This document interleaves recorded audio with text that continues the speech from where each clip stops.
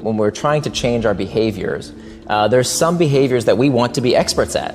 And then there's some behaviors that we're perfectly fine being amateurs at, right? And on the bottom two as well, the habitué or the addict, there's behaviors that we want to stop doing that are low willpower and high willpower. So it's not necessarily the person, it's the behavior they're trying to change. But I think you'll find it very difficult to become an expert at something if you use the same criteria that it takes to become an amateur at something. If your test to become an expert is this Mia, you actually won't have the grit and perseverance needed to power through the times that are shitty, that are hard. So most people's problems, I think, when it comes to the fitness space in particular, is that we train like we're experts, even though what we want is an amateur behavior. Right? We go to the gym and we have the mentality that we need a trainer and fitness programs, and we need to no pain, no gain, and it's got to hurt or it doesn't work. And that's the expert mentality. I've written on this article you alluded to called "Why Fitness Apps Make You Fat." Because what we find is that when you take that mindset in the expert quadrant of I've got to figure out, the expert quadrant is all about figuring out your mistakes, and it's got to be in some way painful in a way, or you're not going to get better. What that means is that people are doing exercise that they hate, which means it's not going to be sustainable. Not only that, we know that when you suffer at something, there's this phenomenon called moral licensing. That when we feel like we've sacrificed in one area of our lives, it's like squeezing on a balloon, right? When we feel like we're being good in one area of our lives, we cheat in other areas of our life, right? I squeeze on this end of the balloon, the other area, and we've seen this phenomenon occur time and time again. We find that when people buy green products, they're actually less kind. They're less likely to help someone who's just fallen down in front of them after they've sacrificed by buying an ecologically sound product.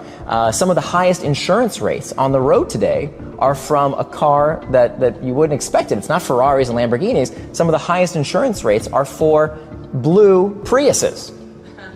Right? Interesting. Right, because there's this effect of moral licensing. If we're good in one area, we're allowed to be bad in other areas. So how does this play out in the fitness world? Well, I just, sweated it out on the treadmill for 30 minutes, and it was so difficult, and I did it. I persevered, and it was so hard for me. I didn't enjoy a second of it. I deserve a Jamba Juice with 60 grams of sugar and 600 calories. Even though I only burned 300 calories on the treadmill, right. I deserve a reward. And unfortunately, when bringing it back to the technology industry, a lot of fitness apps today only look at that side of the equation. They're only about getting your step counts because they're using the expert mode as opposed to the amateur mode. So we talked about the top of that behavior change matrix, right? These do behaviors that are either low willpower or high willpower. At the bottom of that behavior change matrix are the don't behaviors, the things we want to stop doing. And so there again, we have low willpower and high willpower. So what I've utilized in my life is using a technique I call progressive extremism. Progressive extremism. And the idea is that the problem with diets, and the reason that diets make us fat, is that they train our brains to anticipate scarcity. And of course, what you're doing when you train the brain to do something is that you're heightening the awareness. You're making us, these diets train us to expect, okay, I'm suffering today, but as soon as this diet ends and I can fit into my wedding dress, or the graduation ceremony comes, or here's my goal by the end of the year, I'm gonna be at this weight. As soon as I free myself from that diet, and that's the problem. So instead of saying, a diet that has this time-based endpoint, what I advocate for is progressive extremism. So pick something that you want to stop eating. In this case, if food is is the behavior we're trying to change, and the criteria is pick something that you can give up without too much trouble, but you can give it up for the rest of your life. Why would I want to do something temporarily and then go back to eating the way I used to eat? That doesn't make any sense. Of course I'm going to gain the weight. I want to make a permanent change. And so I started out with the first thing that I excised from my life was candy corn. And so I just cut them out and say, I'm never eating candy corn ever again. And then what happened? And I kept track. I kept track of everything I gave up. And then maybe like a week or two later, I'd assess and say, hey, that wasn't so hard. What else could I give up? And then I would give up another thing. And another thing. Then I think the thing I gave up was no sugary drinks in the house. Okay, I could have sugary drinks outside the house, no sugary drinks in the house ever again for the rest of my life. It's a rule. Progressive extremism. So I went up this chart, kind of more and more and more things that I was giving up, until I gave up, just last June, I gave up refined sugars completely. It's just not something I do.